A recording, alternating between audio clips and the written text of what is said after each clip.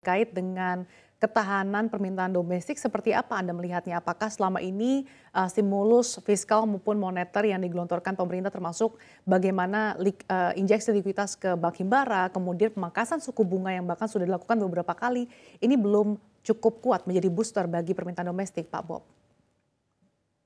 Sebenarnya setiap bentuk inisiatif untuk memberikan stimulus terhadap ekonomi itu kan pasti berdampak.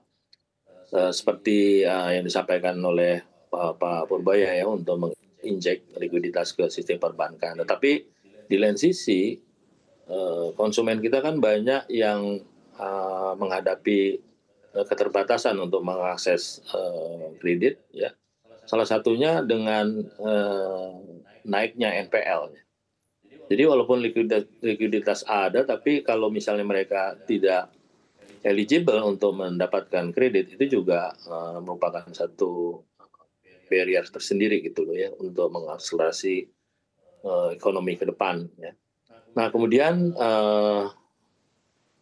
insentif yang diberikan pemerintah kita melihat masih dalam bentuk bansos ya, banyak di bansos ya. Jadi sebenarnya insentif yang dalam bentuk survival mode itu loh ya, supaya konsumsinya tidak jatuh lebih dalam lagi. Kita melihat insentifnya seperti itu. Sebenarnya yang kita harapkan adalah insentif-insentif yang bisa diberikan kepada kelas menengah.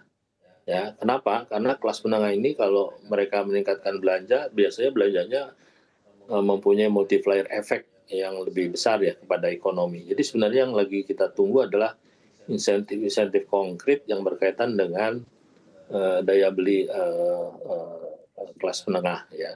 Kalau yang di bawah, saya rasa pemerintah sudah cukup banyak yang memberikan bantuan-bantuan sosial agar daya beli mereka tidak jatuh lebih dalam lagi.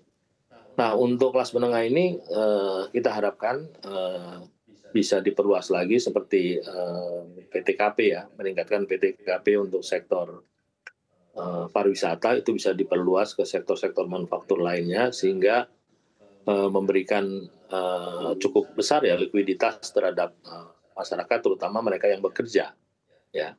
Nah kemudian yang kedua kita juga berharap ada insentif berupa pengurangan PPN ya seperti yang banyak dilakukan di beberapa negara seperti di Vietnam ya. Vietnam menurunkan PPN dari 10% menjadi 8%. Akibat penurunan PPN itu pertumbuhan ekonominya bisa berjalan dengan baik. Bahkan beberapa eksportir dari Indonesia yang ke Vietnam itu ikut menikmati insentif yang diberikan oleh pemerintah Vietnam. Jadi insentif-insentif yang lebih agresif yang sebenarnya kita tunggu dari pemerintah. Memang ini perlu satu perhitungan cermat ya, karena di lain sisi fiskal kita juga nggak besar-besar amat ruangannya, ya terbatas gitu loh.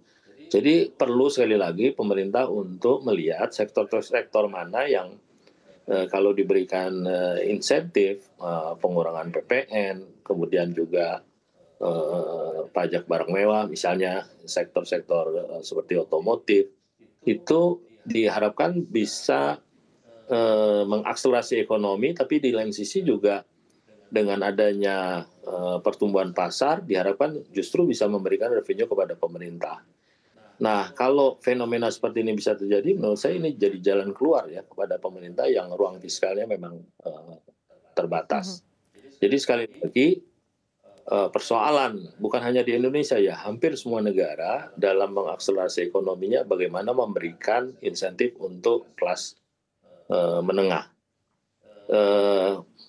Di Amerika sendiri kita lihat bahwa peningkatan tarif Trump itu dalam rangka untuk bisa mendapatkan dana yang nanti akan dipakai untuk relaksasi pajak untuk kelas menengah. Jadi kunci bagaimana kita bisa meningkatkan pertumbuhan ekonomi ke depan, tidak hanya di Indonesia, hampir semua negara adalah bagaimana memberikan insentif kepada kelas menengah yang memberikan multiplier effect terhadap ekonomi. Oke. Termasuk di Indonesia. Artinya Anda melihat pemerintah juga perlu lebih concern lagi terkait dengan perluasan kebijakan dan juga insentif bagi masyarakat kelas menengah karena justru segmen ini yang paling rentan ya Pak dan cukup berkontribusi bagi pengembangan ekonomi tanah air. Tapi kalau Anda lihat kondisinya selama ini seperti apa sih Pak? Kan kalau kita review pada kuartal 2 kemarin, ekonomi Indonesia masih bisa mencapai di atas 5%, bahkan di luar ekspektasi. Apakah dengan kondisi di kuartal 2 ini ternyata daya beli masyarakat belum sepenuhnya pulih, sehingga ini juga menjadi catatan khusus bagi kuartal 3 hingga akhir tahun 2024 nanti, Pak? Ya kan kita lihat juga eh, penanganannya ini kan nggak bisa dilakukan secara sporadik ya. Kita bisa lihat indikator-indikator seperti laju pertumbuhan kredit yang jatuh dari 2 digit menjadi tinggal 1 digit ya. Ini juga menunjukkan bahwa betapa tertekannya kelas menengah di kita. Ya, jadi government spending juga yang selama ini bisa dijadikan satu andalan bagi mempertahankan pertumbuhan ekonomi juga mengecewakan ya. Bahkan kalau saya nggak salah angkanya di level 4%, 4% lebih gitu loh. Justru government spending ini yang banyak memberikan kontribusi terhadap pelemahan ekonomi. Nah, dengan adanya upaya perbaikan dari Pak Purbaya yang kita lihat ingin lebih mendorong ya smart spending ya, terutama untuk pemerintah daerah yang lebih banyak menahan belanjanya ya, dan sekarang didorong untuk lebih banyak melakukan belanja yang efektif. Kita harapkan juga government spending bisa didorong di atas 5%. Jadi menjadi penguatan ekonomi. Kemudian juga seperti saya sampaikan tadi bahwa kelas menengah ini perlu didorong daya belinya yang sudah lemah ya, ditandai dengan naiknya NPL, kemudian juga laju kredit yang anjlok sampai 3% ya. Mungkin dengan langkah-langkah ya seperti yang sampaikan tadi, menurunkan PPN, kemudian juga memberikan insentif-insentif pengurangan luxury tax ya. Kemudian juga dengan sektor perbankan bisa dilakukan konsolidasi ya supaya suku bunga itu tidak terlalu tinggi, bisa dilakukan pengurangan suku bunga yang bisa memacu peningkatan belanja masyarakat terutama kelas menengah. Oke, artinya